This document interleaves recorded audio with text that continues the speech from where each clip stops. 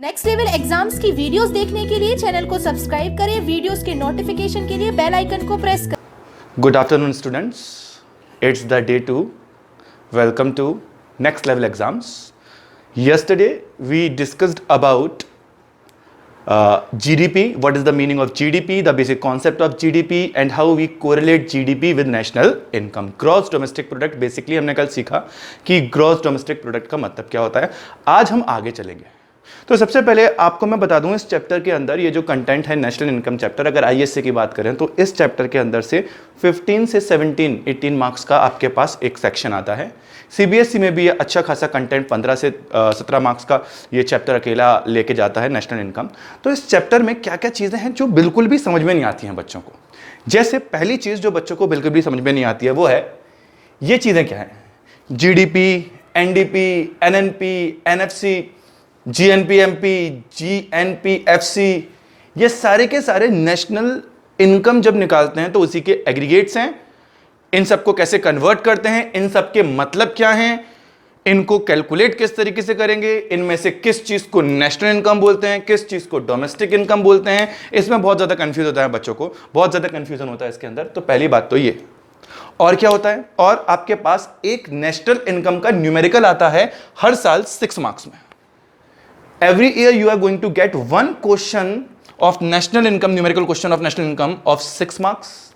And there are 3 methods, that is income method, expenditure method and product method. इन तीनों में से कोई सा भी एक मेथड 6 मार्क्स में आता है। और नेक्स्ट है सर्कुलर फ्लो, कभी कभार ये भी डायरेक्टली 3 to 6 मार्क्स में पूछ लिया जाता है। अब मैं आपको एक बेसिक चीज बता दूं कि ये सारे फॉर्मूले याद करने के लिए आपको कोई जरूरत नहीं है, ये न्यूमेरिकल्स के भी फॉर्मूले याद करने की आपको कोई भी जरूरत नहीं है। अगर आप मेरे साथ सिर्फ और सिर्फ ये सर्कुलर फ्लो का कॉन्सेप्ट समझ जाओगे तो मैं गारंटी लेता हूं कि आप फॉर्मूले मेरे साथ बनाओगे। आपको फिर फॉर्मूलेज याद करने की जरूरत नहीं पड़ेगी, आपको माइंड में क्लियर हो जाएगा कि ये जीडीपी, एनडीपी, एनएनपी, एफसी ये सब क्या हैं, और आपको ये भी क्लियर हो जाएगा सर्कुलर फ्लो क्या होता है, आपको ये भी क्लियर हो जाएगा ये तीनों मेथड्स किस तरीके से निकल के आए, इन तीनों मेथड्स के फॉर्मूले कैसे बने और उन फॉर्मूलों को हम किस तरीके से कैलकुलेशन में यूज करेंगे। तो आपकी मेहनत कम हो जाएगी अगर सिर्फ ये चीज अच्छे से समझ ली, तो ये सारे कॉन्सेप्ट्स एक साथ क्लियर हो जाएंगे। इसलिए आज मैं वो बेसिक्स जो होते हैं ना, सब टीचर्स ज्यादातर शुरू करने से पहले वो बताते हैं आपको डायरेक्ट गुड्स क्या होती हैं, इनडायरेक्ट गुड्स क्या होती हैं, ट्रांसफर इनकम क्या होती है, फैक्टरल इनकम क्या होती है, इंटरमीडिएट गुड, फाइनल गुड। तो जब हम ये समझ जाएंगे तो बाद में जो लास्ट का सेशन होगा ये सब करने के बाद, उसके बाद हम वो बेसिक क्वेश्चंस छोटे छोटे 2 से 3 मार्क्स के जो आते हैं उनको उठा के ले चलेंगे। तो आज का जो हमारा बेसिक कॉन्सेप्ट होगा वो बेसिक कॉन्सेप्ट है ये सर्कुलर फ्लो। तो वीडियो शुरू करने से पहले मैं आपको बता दूं कि जितने लोगों ने अभी तक हमारा चैनल सब्सक्राइब नहीं किया है वो लिंक दे रखी है, उसके अंदर जाके चैनल सब्सक्राइब कर दें। और जो हमारा ये फ़ोन नंबर है, इन केस आपको कोई भी डाउट्स हों तो इस पे आप कांटेक्ट कर सकते हैं। एंड सेकेंडली, कल से या फिर आज ही से हम लोग आपको नोट्स प्रोवाइड करना शुरू करेंगे। उसके लिए आपकी जो भी क्वेरीज हों वो आप कमेंट सेक्शन में भी डाल सकते हैं, ठीक है। तो आज हम शुरू कर रहे हैं। आज आपको ध्यान से समझना है वो है सर्कुलर फ्लो। क्या चीज़? Circular flow. सबसे पहले हम सर्कुलर फ्लो पे जाने से पहले सेक्टर्स के बारे में डिस्कस कर लें कि कितने सेक्टर्स होते हैं। इसको बहुत जल्दी से डिस्कस करेंगे हम। इन टोटल 4 सेक्टर्स होते हैं इकोनॉमी के। पहला होता है हाउस होल्ड सेक्टर या consumer sector, next is firms और producer sector, next is government sector, and the last sector is rest of the world sector. तो there are 4 sector in the economy. Household sector अभी मैं इसके बारे में discuss करूंगा। Firms या producer, इसके बारे में भी डिस्कस करूंगा। तो इन दोनों को अभी 2 मिनट के लिए रोक के रखते हैं। हाँ जी, गवर्नमेंट का मतलब हो गया सारे गवर्नमेंट, जो एक सरकार होती है एक इकोनॉमी के अंदर, गवर्नमेंट जो काम करती है उसके जितने भी एक्टिविटीज़ होती हैं, उनके जो सेल्स हैं, परचेज हैं, उन्होंने जो टैक्स लगाया है, उनकी जो भी एक्टिविटीज़ होती हैं वो सारे के सारे हम काउंट कर लेते हैं गवर्नमेंट सेक्टर के अंदर। रेस्ट ऑफ द वर्ल्ड से मतलब है एक इकोनॉमी का या एक देश का दूसरे देश के साथ जो भी इकोनॉमिक ट्रांजेक्शन्स होते हैं, इंपोर्ट्स एक्सपोर्ट्स हो जाते हैं, या फिर फैक्टरल इनकम वहाँ से हमारे यहाँ आ रही है, हमारे लोग वहाँ पर जाके पैसा कमा रहे हैं, है ना। और जितनी भी ट्रांजैक्शंस होते हैं एक इकोनॉमी के दूसरे इकोनॉमी के साथ, तो वो भी हमारा आ जाता है क्या, रेस्ट ऑफ द वर्ल्ड में। तो अभी क्या होता है ना, अभी आप 11th 12th में स्टार्टिंग है आपकी इकोनॉमिक्स की। इकोनॉमिक्स बहुत बड़ी चीज़ है। तो अभी स्टार्टिंग है, तो हम कुछ अजम्पशंस मान के चलेंगे, सारी की सारी चीजें आप एक बार में दिमाग के अंदर नहीं रख सकते। तो आपकी जो कोर्स की बुक है उसने आपको कुछ बेसिक अजम्पशंस दिए हैं, उन अजम्पशंस को लेके पहले हम इकोनॉमी को समझेंगे, उसके बाद हम पूरा का पूरा लेके चलेंगे। अभी जो अजम्पशन है हमें मान के चल रहे हैं, हमें यह मान के चलना है कि ना तो गवर्नमेंट है इकोनॉमी में और ना ही रेस्ट ऑफ द वर्ल्ड है। मतलब एक ऐसा देश मान के चलें जिसमें गवर्नमेंट के कोई भी ट्रांजैक्शंस को हम इंक्लूड नहीं करेंगे, और यह मान के चलेंगे उस देश का दूसरे देशों के साथ ज्यादा कोई कनेक्शन नहीं है, ना इंपोर्ट ना एक्सपोर्ट, ना वहां के लोग यहां आ रहे हैं ना यहां के लोग वहां जा रहे हैं। हम सिर्फ 2 सेक्टर इकोनॉमी मान के चल रहे हैं, जहां पे हाउस होल्ड सेक्टर है और फर्म्स है। अब हाउस होल्ड सेक्टर या फर्म, हमारा कंज्यूमर सेक्टर क्या होता है और फर्म्स क्या होती हैं, इन दोनों को हम समझेंगे बहुत ही सही तरीके से। इन केस अब मैं आपसे एक बेसिक क्वेश्चन पूछूं आगे चलने से पहले, कि यह बताइए कि कंज्यूमर कौन होता है और प्रोड्यूसर कौन होता है। क्या कंज्यूमर कौन होता है और प्रोड्यूसर? तो बेसिकली मैंने 4 लोगों के नाम लिख लिए हैं। फॉर एग्जांपल आप अंबानी जी को जानते होंगे, हमारे यहाँ पे टीचर्स हैं, मैं हो गया, मनोज सर हो गए जो आपको मैथ्स पढ़ाते हैं, है ना, या फिर आप अपनी बात कर लें। तो इनमें आपसे अगर पूछा जाए कौन कंज्यूमर है और कौन प्रोड्यूसर हैं, तो ज्यादातर बच्चे यही जवाब देंगे कि अंबानी साहब तो प्रोड्यूसर में आएंगे, और यहां पे आप पढ़ा रहे हो और हम पढ़ रहे हैं, तो आप इस कोचिंग सेंटर को रन कर रहे हो, तो शायद आप लोग भी प्रोड्यूसर में आओगे, और हम स्टूडेंट्स लोग पढ़ रहे हैं, घर पे आके आपके सामान खरीद रहे हैं, तो हम लोग कंज्यूमर में आएंगे। यही बोलोगे ना आप? तो बेटा अगर आप ये बोल रहे हो तो इकोनॉमिक्स के हिसाब से आपको अभी कोई नॉलेज नहीं है। इकोनॉमिक्स में ऐसा नहीं होता। इकोनॉमिक्स के अंदर हर एक व्यक्ति कंज्यूमर है, एक जगह पर रहने वाला, चाहे वो अंबानी साहब हो, चाहे मैं हूं, चाहे कोई भी हो। सबसे पहली बात अपने माइंड में क्लियर कर लीजिए कि A to Z हर कोई कंज्यूमर है। वो अपनी कोई ना कोई एक सर्विस, जो मैं अभी समझाने वाला हूं, वो एक वर्क प्लेस को देता है, किसी ना किसी एक वर्क प्लेस को देता है, और उस वर्क प्लेस को, उस वर्क प्लेस के आइडिया को, उस वर्क प्लेस के नाम को हम बोलेंगे प्रोड्यूसर सेक्टर। अगर आपसे कोई बोले मनोज सर प्रोड्यूसर है, आप बोलोगे नहीं। फिर क्या? नेक्स्ट लेवल एग्जाम, ये जो प्लेटफॉर्म है दैट इज प्रोड्यूसर सेक्टर।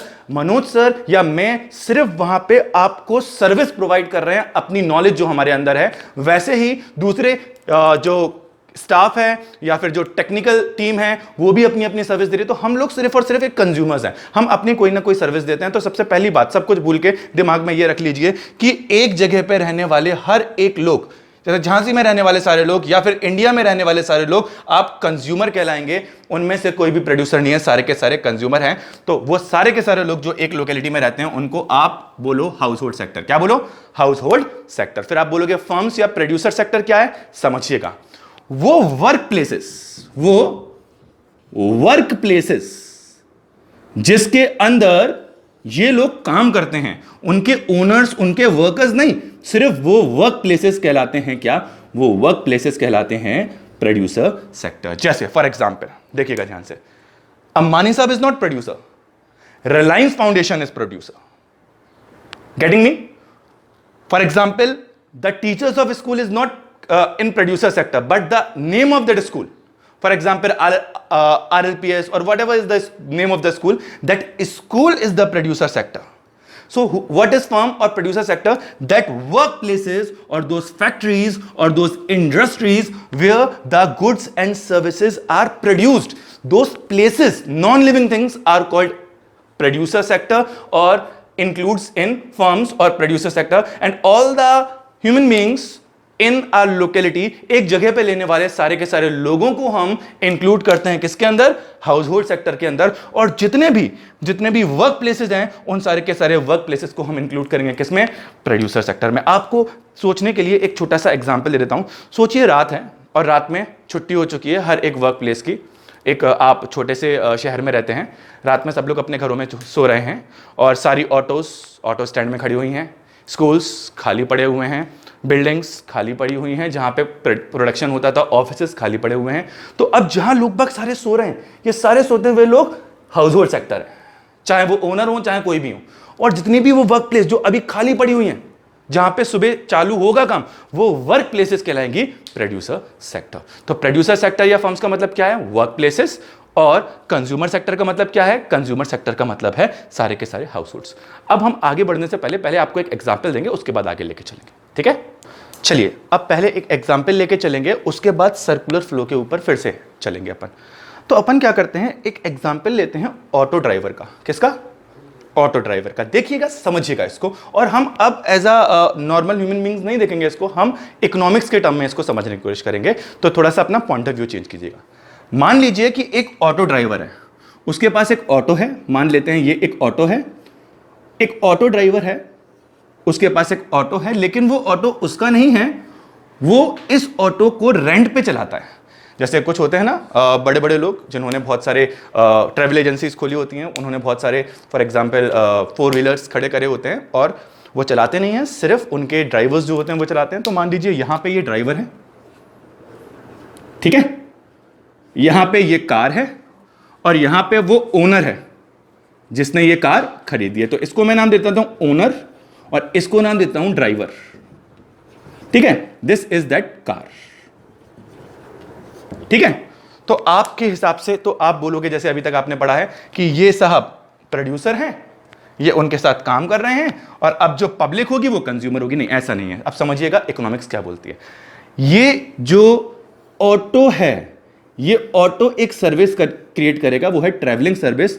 ये ऑटो को अभी हम बोल सकते हैं प्रोड्यूसर सेक्टर, क्योंकि ये एक फर्म है। एग्जैक्टली तो नहीं, लेकिन अभी के लिए हम मान सकते हैं, इमेजिनेशन ले लीजिए कि ये एक फर्म है।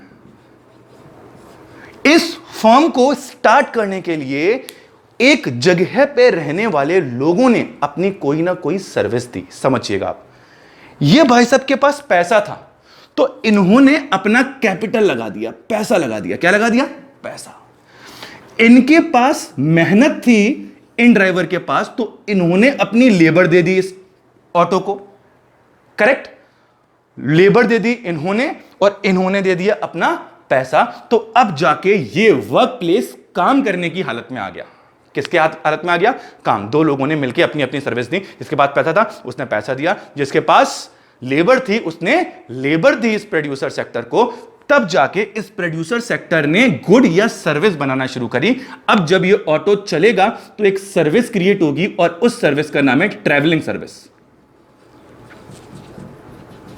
Travelling service. अब मान लीजिए कि आज इस ऑटो के अंदर 20 पीपल, 20 लोग बैठे, और इन टोटल अगर लगभग 4000 रुपीस के आसपास इस ऑटो वाले ने कमाए, तो ये इस ऑटो वाले की कमाई नहीं है, ये सारा का सारा पैसा इस फर्म का है, जिस फर्म ने ये पैसा कमाया। अब जैसे ये 4000 रुपीस इस फर्म के पास आएगा, ये फर्म क्या करेगी? ये सारा का सारा पैसा इन दोनों कंज्यूमर्स में डिस्ट्रीब्यूट कर देगी। पहले तो उस कंज्यूमर में डिस्ट्रीब्यूट करेगी जिसने अपनी लेबर दी। इन भाई साहब ने लेबर दी, तो शायद 1000 रुपीस इनको मिल जाएंगे एज अ रिवॉर्ड। और उसके बाद इन्होंने अपनी क्या दी? इन्होंने अपना कैपिटल दिया था, तो इनको भी मिल जाएंगे कुछ पैसे। फॉर एग्जाम्पल 3000 रुपीस इनको मिल गए एज अ प्रॉफिट। तो आप ये मान लीजिए हर कोई कंज्यूमर है, सिर्फ वो वर्क प्लेस प्रोड्यूसर है। उस प्रोड्यूसर सेक्टर को या उस फर्म को कंज्यूमर्स अपनी कोई ना कोई सर्विस देते हैं। जैसे या तो वो अपनी प्लेस दे देंगे, वो अपना पैसा दे देंगे, वो अपनी नॉलेज दे देंगे, वो अपनी लेबर दे देंगे। और जब वो ये देते हैं तो हमें लगता तो है वो ओनर है, लेकिन ओनर का प्रोड्यूसर सेक्टर में काउंटिंग नहीं होती, वो कहलाते कंज्यूमर्स ही हैं।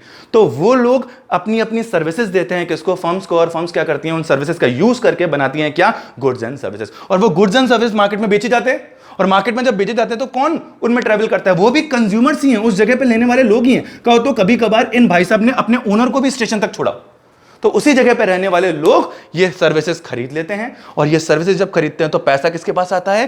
फर्म के पास। इकोनॉमिक्स के टर्म पे किसके पास आया? इस ऑटो के पास। ऑटो ने क्या किया?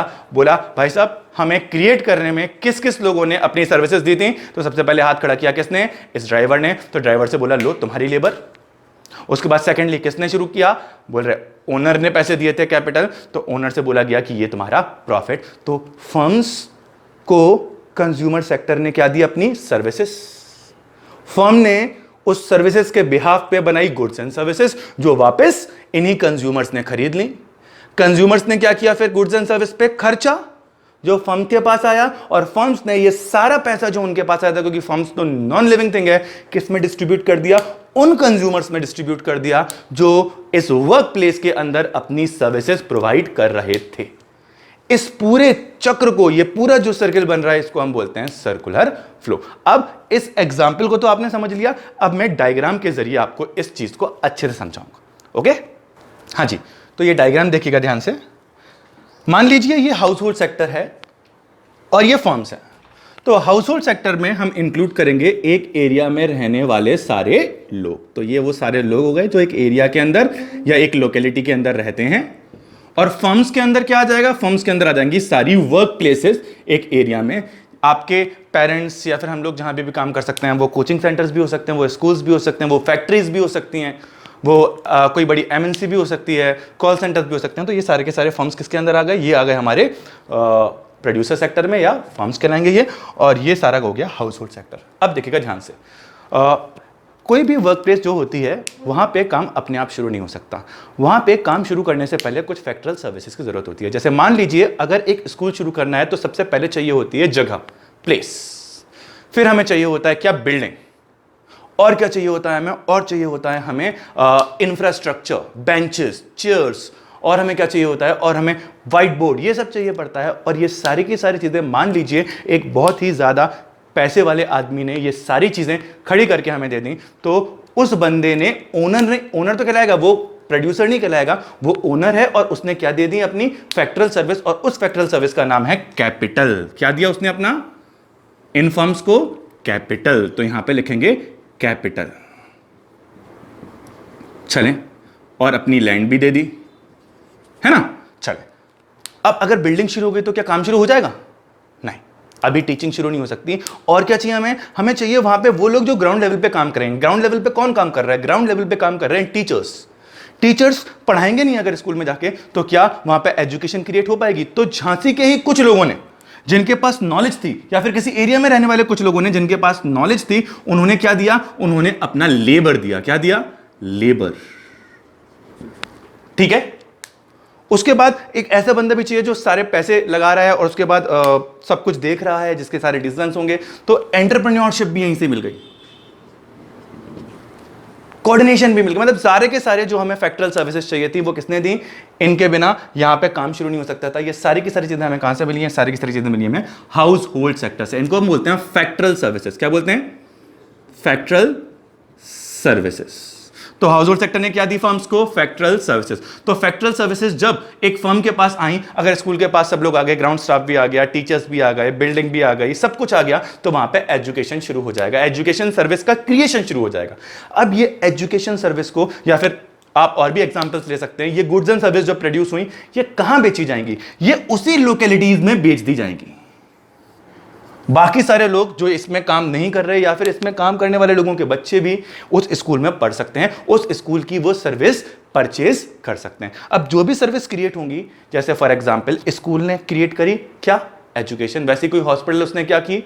मेडिकल सर्विस क्रिएट करी। वैसे अगर सिनेमा हॉल है तो उसने क्या किया? एंटरटेनमेंट सर्विस क्रिएट करी। या फिर कोई फॉर एग्जाम्पल क्लॉथ्स की शॉप है तो उसने क्या किया? क्लॉथ्स प्रोड्यूस किए। तो ये सारी की सारी चीज़ें किसी ना किसी वर्क प्लेस में अगर प्रोड्यूस हो रही हैं, तो उसी लोकेलिटी में रहने वाले कंज्यूमर्स इन सारी की सारी गुड्स एंड सर्विस को परचेस कर लेंगे। तो फर्म्स को क्या दिया? Goods, factorial services. और फिर फर्म्स ने कंज्यूमर्स को क्या दी? Produce goods and services. Produced goods and services.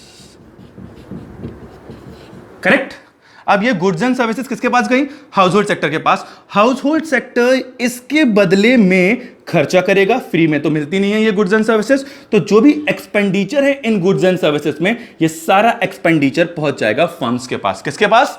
Firms के पास। फॉर एग्जाम्पल, अगर स्कूल बना, स्कूल के अंदर सर्विस क्रिएट हुई, एजुकेशन सर्विस, तो अगर स्कूल के अंदर 1000 लोग पढ़ रहे हैं और हर एक बंदा अगर 10,000 रुपए भी दे रहा है, तो अगर 1 करोड़ रुपए जो खर्च किए इन लोगों ने ये गुड्स एंड सर्विस खरीदने के लिए, तो वो किसके पास पहुंचेंगे? वो पहुंचेंगे उस स्कूल या उस फर्म के पास जहां से सर्विस खरीदी गई।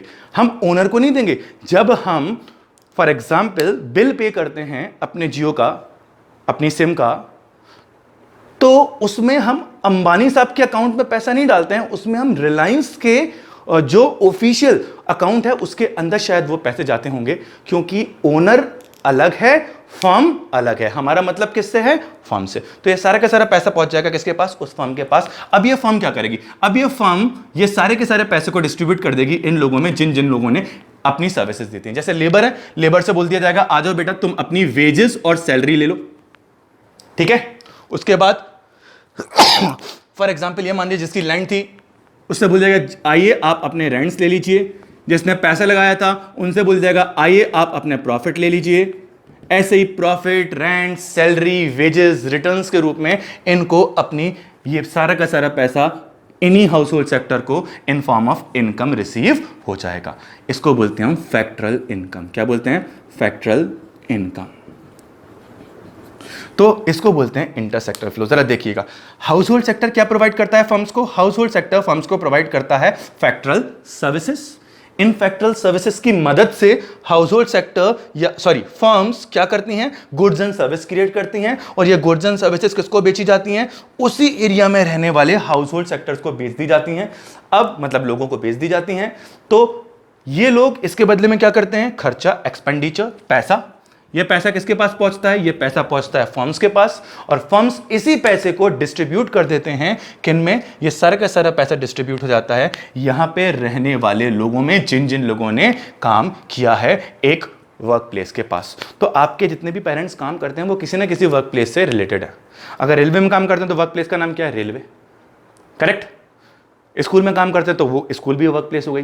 तो आपके जितने भी पेरेंट्स हैं वो किसी वर्क प्लेस में काम करते हैं, करेक्ट। तो वर्क प्लेस में जब गुड्स एंड सर्विस बनकर बिकती हैं तो वही गुड्स एंड सर्विस की वैल्यू जो बिकी वो पैसा आता है फर्म्स के पास और आपके पेरेंट्स को और हम लोगों को वही पैसा बाद में ट्रांसफर हो जाता है इनकम के रूप में। तो अगर आपको एक लोकेलिटी में रहने वाले हर एक व्यक्ति की इनकम पता करनी है तो आप उनके पास जाओ ही नहीं, आप तो सिर्फ एक काम करो, आप इस सर्कुलर फ्लो को कहीं पर भी रोक दो। मैं एक काम करता हूं, यहां पर रोक देता हूं ऐसे करके। अब एक बात बताइए, अगर मैं सिर्फ और सिर्फ ये पता लगा लूं कि पहले यहां पे रोक लेता हूं कि A to Z एक साल में फर्म्स ने कितनी गुड्स एंड सर्विस क्रिएट करी, जिसको हम जीडीपी बोलते हैं, कितनी गुड्स एंड सर्विस क्रिएट करी और उसकी वैल्यू है 100 करोड़ रुपए। कितनी? 100 करोड़ रुपए। तो ये 100 करोड़ की गुड्स एंड सर्विस कंज्यूमर्स खरीदेंगे और यही 100 करोड़ की गुड्स एंड सर्विस के बराबर की वैल्यू फर्म्स के पास आएगी और यही पैसा फर्म्स लोगों में इनकम के रूप में डिस्ट्रीब्यूट कर देंगे। तो यही 100 करोड़ रुपए तो इनकम है। तो अगर आपको इंडिया की या किसी लोकेलिटी की इनकम निकालनी है तो आप एक काम करो, एक जगह पे प्रोड्यूस होने वाली सारी फाइनल गुड्स एंड सर्विस की वैल्यू पता कर लो। अगर ऐसा आप कर रहे हो तो इसको बोलते हैं प्रोडक्ट मेथड। आगे चलते हैं, अगर आप यहां पे रोक दो और यह पता लगा लो कि एक साल में इंडिया में बनी गुड्स एंड सर्विसेज के ऊपर हाउस होल्ड सेक्टर ने कितना खर्चा किया, कितना खर्चा हुआ है इन फर्म्स पे बनी हुई गुड्स एंड सर्विस पे, तो अगर 100 करोड़ रुपए की गुड्स बनी है तो 100 करोड़ का ही खर्चा हुआ होगा। तो ये खर्चा भी अगर आप पता कर लोगे तो भी आपको इंडिया की इनकम पता चल जाएगी। इसको बोलते हैं हम प्रोडक्ट मेथड। अगर खर्चे को ऐड कर लो तो उसको बोलते हैं हम एक्सपेंडिचर मेथड। और अगर आपको इस पे भी डाउट है तो ये पता लगा लो कि फर्म्स ने इस साल, सारी फर्म्स ने इंडिया की कुल मिला के कितना पैसा अपने एम्प्लॉइज को इनकम के रूप में डिस्ट्रीब्यूट किया है। और अगर आप यहां पे पकड़ते हो इसको तो इसको बोलते हैं इनकम मेथड। कौन सा मेथड? Income method. तो ये सर्कुलर फ्लो है, इस सर्कुलर फ्लो को आप अगर यहां पकड़ लो तो इसको बोलेंगे product method of calculating national income, यहां पकड़ लो तो expenditure method of calculating national income, यहां पकड़ लो तो income method of calculating national income. चलें, इसको तो हम बाद में डिस्कस करेंगे। अभी जल्दी जल्दी मेरे को बताइए क्या समझा अपन ने। देखिएगा, थोड़ी चीजें और देख लेते हैं इसमें, उसके बाद आज का अपन सेशन करेंगे खत्म। देखिएगा ध्यान से, यहां पे सबसे पहली चीज हमने सीखा, सबसे पहले गुड्स बनाने के लिए फर्म्स जो होती हैं, फर्म्स को हाउस होल्ड सेक्टर देती है क्या? फैक्टरल सर्विसेज। और ये फैक्टरल सर्विस के बदले में फर्म्स हाउस होल्ड सेक्टर को देते हैं प्रोड्यूस गुड्स एंड सर्विस। तो ये जो आउटर सर्किल है इसको हम बोलते हैं रियल फ्लो। क्या बोलते हैं? Real flow. मनी का कोई लेन देन नहीं हुआ यहां। अब इसके बदले में हाउस होल्ड सेक्टर ने जब गुड्स एंड सर्विस खरीदी तो क्या दिया? एक्सपेंडिचर, जो किसके पास पहुंचा? फर्म्स के पास। और फर्म्स ने यही पैसे को ट्रांसफर कर दिया इन फॉर्म ऑफ इनकम। तो इनर सर्किल जो है, इनर सर्किल, इसको हम बोलते हैं मनी फ्लो। क्या बोलते हैं? Money flow. Outer circle real flow, ठीक है, और इनर सर्किल मनी फ्लो, और दोनों को मिला दो तो इसको बोलते हैं इंटरसेक्टरल फ्लो। चलिए अब मेरे को जल्दी से बताएं, फर्म्स ने क्या दिया? हाउस होल्ड सेक्टर ने क्या दिया फर्म्स को? फैक्टरल सर्विसेज, करेक्ट। इसके बदले में फर्म्स ने क्या प्रोड्यूस करी? गुड्स एंड सर्विसेज, जो किसको दी उन्होंने? मार्केट में हाउस होल्ड सेक्टर को सेल कर दी। तो फैक्टरल सर्विसेज बदले में क्या आई? Goods and services. इसको हम बोलते हैं रियल फ्लो। क्या बोलते हैं? Real flow. अब गुड्स एंड सर्विस खरीदी जब, इसके बदले में हाउस होल्ड सेक्टर ने फर्म्स को क्या दिया? फर्म्स को दिया पैसा, expenditure on these goods and services. और फर्म्स ने ये सारा पैसा जो उनको रिसीव हुआ वो फिर से दे दिया इन फॉर्म ऑफ फैक्टरल इनकम। क्योंकि किसके बदले में दिया?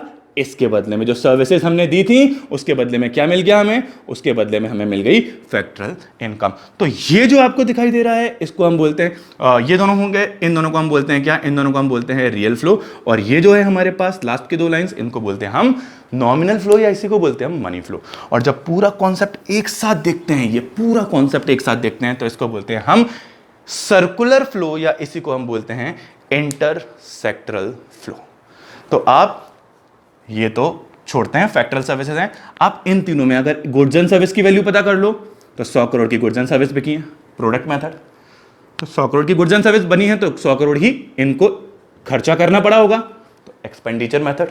और यही 100 करोड़ रुपए फर्म से हाउस होल्ड सेक्टर में ट्रांसफर हुएंगे तो इसको बोलते हैं इनकम मेथड। इनकम मेथड में आप पढ़ोगे, सारी इनकम ऐड कर दो, आप अभी पढ़ोगे बाद में जाके इनकम कैसी होती है? Compensation of employee, operating surplus, mix income, ये कल पढ़ोगे आप बाद में। एक्सपेंडिचर क्या होते हैं? C plus I plus G plus X minus M, ये भी पढ़ोगे आप बाद में। प्रोडक्ट की वैल्यू ऐड कर लो, इसके अंदर वैल्यूएशन मेथड है, इजी एकदम, फाइनल गुड्स की वैल्यू ऐड करते हैं। तो ये तीनों मेथड्स कहलाते हैं methods of calculating national income, जो अभी आगे आप पढ़ना शुरू करोगे। ठीक है, तो ये था हमारा सर्कुलर फ्लो का कॉन्सेप्ट। अब ये real flow, nominal flow, household sector, firm, methods, इन सब के बारे में नोट्स जो आपको अवेलेबल करवाए जाएंगे वो हमारे टेलीग्राम चैनल पे अवेलेबल करवाए जाएंगे, जिसकी लिंक आपको नीचे दे रखी है। तो उस लिंक में अगर आप क्लिक करेंगे उस लिंक पे तो आपको हमारे नोट्स कल से सारे जितना भी मैं पढ़ा रहा हूँ उसके नोट्स अवेलेबल हो सकते हैं। ठीक है, तो अगर आपको अच्छा लगा हो ये वीडियो, आपको अगर सर्कुलर फ्लो समझ में आया हो तो आप लाइक करें, कमेंट बॉक्स के अंदर अपने रिव्यूज़ दे सकते हैं आप। और अगर अभी तक आपने हमारे चैनल को सब्सक्राइब नहीं किया है तो प्लीज़ चैनल को सब्सक्राइब करें। ये डे 2 था हमारा जिसमें हमने सर्कुलर फ्लो को पूरा समझाया है। अब कल हम न्यूमेरिकल्स की तरफ चलेंगे जिसमें हम समझाएंगे कि नेशनल इनकम को किस तरीके से कैलकुलेट किया जाए।